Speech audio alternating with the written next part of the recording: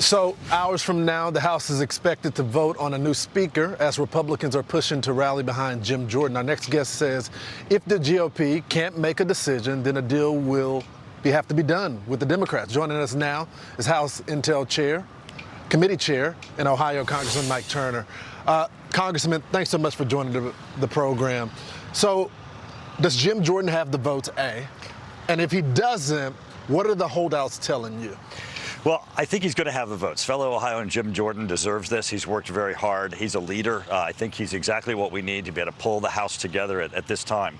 Well, the tragedy here is that Kevin McCarthy was removed by Democrats. 208 of them voted to remove Kevin McCarthy, where the lead Republicans, 8 of them that were leading the charge to remove him, said that they wanted him removed because he was working with Democrats. So Democrats voted to remove Kevin McCarthy for working with Democrats.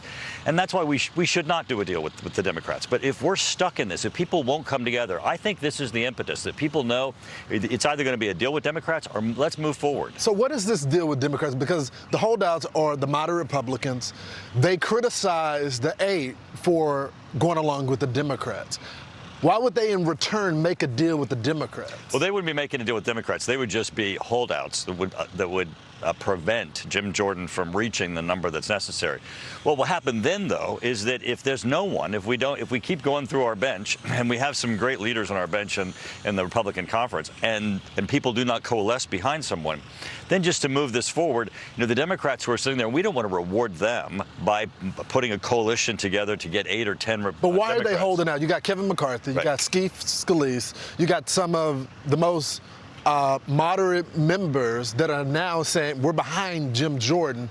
Why are they holding out? It seems like they're still upset about Kevin being removed. Right. Well, people truly are, and it really was a tragedy. Kevin was doing a great job. But Jim stood with Kevin McCarthy there. Jim nominated Kevin McCarthy. What is their grievance right now? Well, I'm on the whip team for Jim Jordan, so I'm on the phone talking to some of them, and each of them have different issues.